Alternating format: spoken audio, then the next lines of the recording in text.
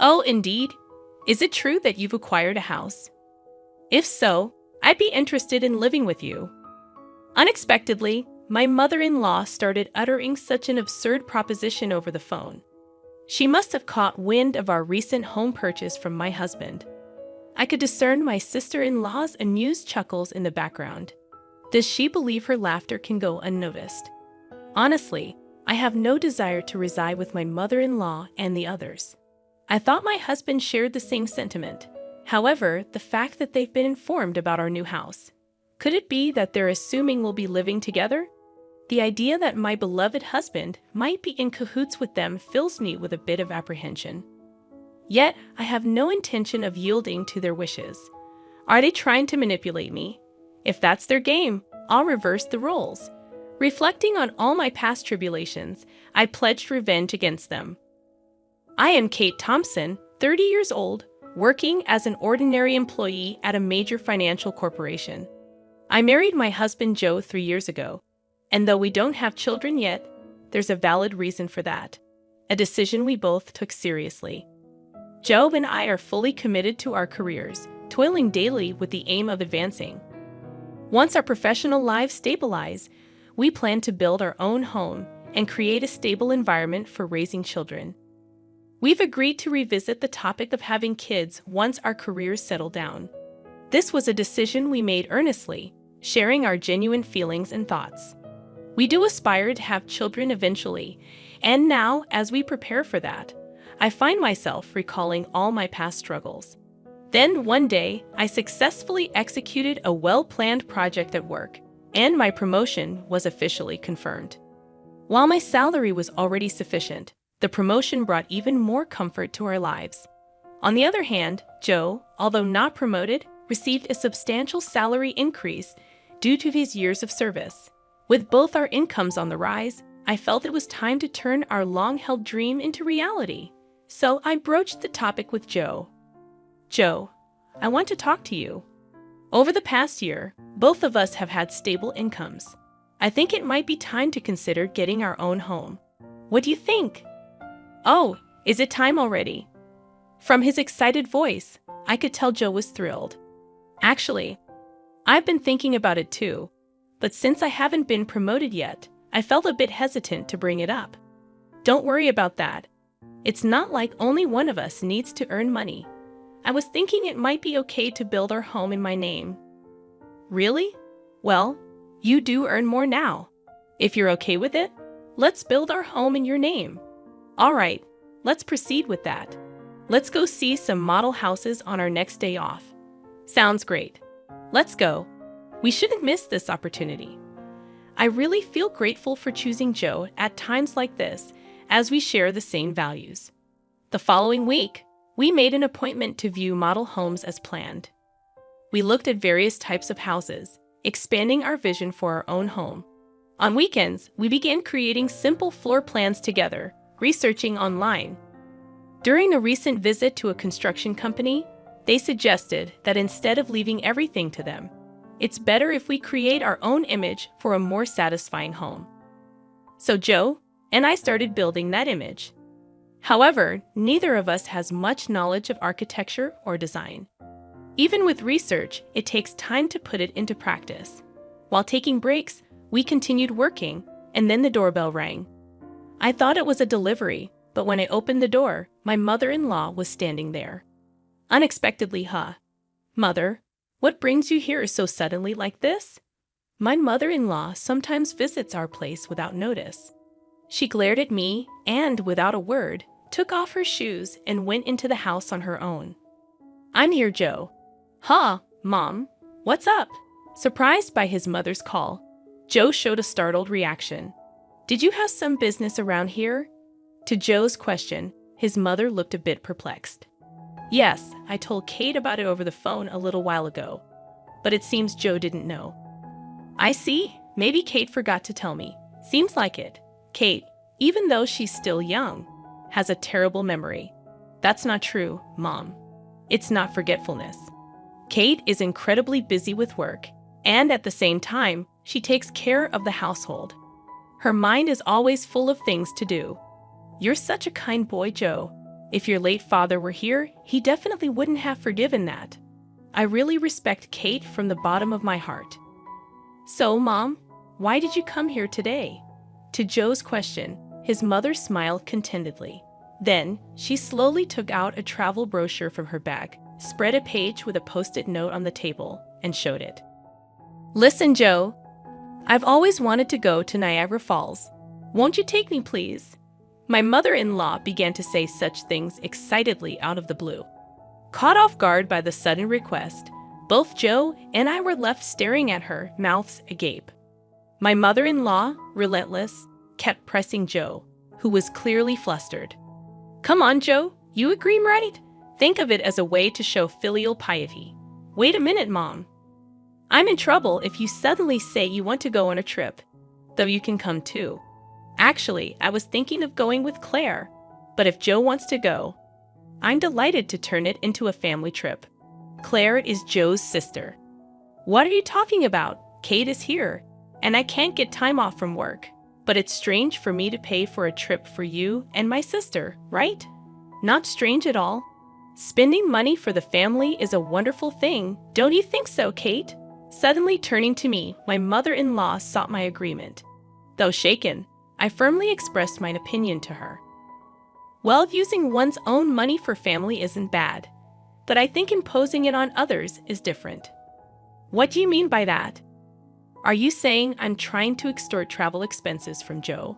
I didn't mean to say it in such a harsh way, but listening to you, it sounded like you just wanted us to pay for the trip, Kate. That's terrible. I had no such intention, but you're making me out to be the villain in front of Joe. I'm so shocked. That's not. I didn't mean to call you a villain. I just answered honestly to what was asked. Okay, no need for excuses, Kate. Why are you so heartless? You must not like me, do you? My mother-in-law, visibly upset, glared at me with icy cold eyes. It always turns out like this when she comes over. She always finds some reason to demand money and then squanders it with Claire, Joe's sister. Spending money for the family sounds nice, but what my mother-in-law does is practically extortion. The situation is entirely different when Joe gives them money out of kindness. No matter that they're family, I never really liked Joe's brazen mother and sister. According to Joe, his mother and sister became so selfish after his father passed away. Joe's father died when he was in high school, and since then, they have lived as a trio. While his strict father was alive, he watched over the finances. But with his departure, there was no one to stop them, and they even freely spent the life insurance money. Also, since Claire works part-time, not as a full-time employee, her salary is low, and their life is always on the edge. So this is why she regularly visits our house, making excuses like life is tough, or I want to relax and travel somewhere to extort money from Joe. Before marrying Joe, it seemed he was at the mercy of his mother and her demands after his father's death. A sense of dependence for being cared for by his mother had bound Joe. However, since marrying me, Joe seems to be gradually realizing their true nature. Even when repeatedly asked for money, recently he's been trying hard to refuse. For Joe, that's quite a growth. Moreover, he has recently become able to speak back firmly to his mother. To my mother-in-law's spiteful words like, "You don't like me, do you?" Or "Why should I for such an uncharming daughter-in-law?" Joe responded clearly. "Just because you're my mother doesn't mean you can speak badly of Kate. Didn't Kate just answer what you asked her, Mom? You're taking Kate's side. What are you talking about?" "I think you're in the wrong here, Mom. That's so unfair. Surely Kate must have poisoned your mind against me. Poor thing, you were such a kind child before we got married." "I'm telling you that's not it. I'm saying this because I think so." Joe's firm response surprised my mother-in-law, who was not used to being talked back to like that. With a frustrated look, biting her lower lip, she said, "Fine," and left. "Kate, I'm sorry. I'd always make you feel uncomfortable." "No, it's okay. You stood up for us this time. Once we build our own home, we'll be further away. Let's not interact with Mom and them." "Then yeah, that would be a relief. If you're okay with it, Joe, I'm grateful." The place we are considering for our new home is quite far from our current apartment, improving the convenience to both of our workplaces. Our current apartment is about 5 train stations away from Joe's parental home, but the new house will be 3 times farther and require transfers. The route from the station is also complex, so if we don't give them the address, they won't be able to find our new home. It's a good chance to cleanly break off our relationship with my mother-in-law. Later, we submitted our imagined floor plan to the construction company, and the construction started 2 months later. After about half a year, our $500,000 dream home was completed. We managed to squeeze some time from our busy work schedules to pack a few days before the move. I received a call from my mother-in-law on my smartphone. Busy packing. I turned on the speaker and answered the phone. "Hello," I said, and my mother-in-law started speaking in an unusually high-pitched voice. "Kate, when are you moving? You bought a house, right? I want to live with you." Suddenly, on the phone, my mother-in-law began to say such an outrageous thing. She must have heard about our new home purchase from Joe. I could hear Claire, my sister-in-law, chuckling in the background. "That's great. We can make Kate work for us every day. Mom, you came up with a good idea." Do they think their words aren't reaching me? It's clear they plan to piggyback on our move. I imagine them planning to use me for an easy life. Honestly, I have no intention of living with them. I thought Joe felt the same, but telling them about the new house. Could it be that they're assuming we'll live together? The thought that my beloved Joe might be in league with them fills me with a bit of fear.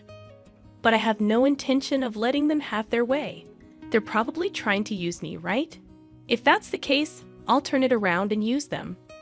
I told them the date of our move. Then my mother-in-law and Claire said, "We'll come to the apartment in the afternoon on that day. Take us with you in the car, and arrange the movers for us too."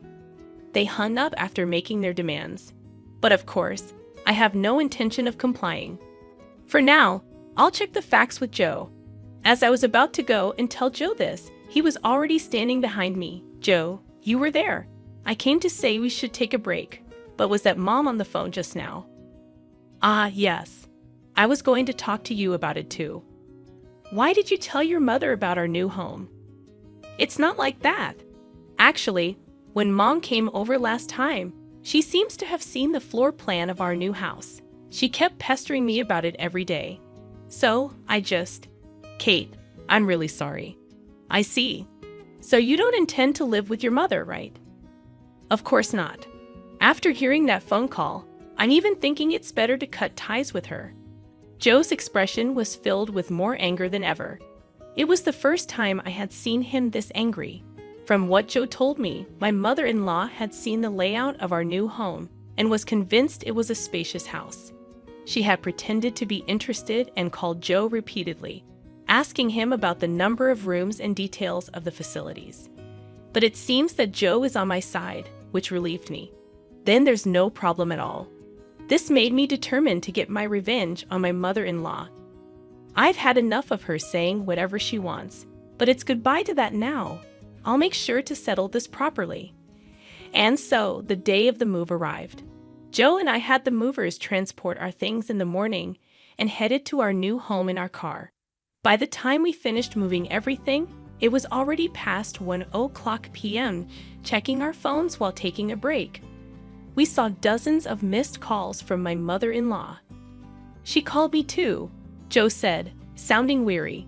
Then my mother-in-law called again. I answered the phone with the speaker still on. Hello, Kate. Where are you? I told you I'd be at the apartment in the afternoon, didn't I?" Yes, you did say that. So what can I do for you?" "What do you mean? You didn't arrange for the movers. I've been waiting at home, and not a single truck has shown up. So I had to go to your apartment myself." "Is that so? Well, that's too bad. You know I didn't arrange for any movers."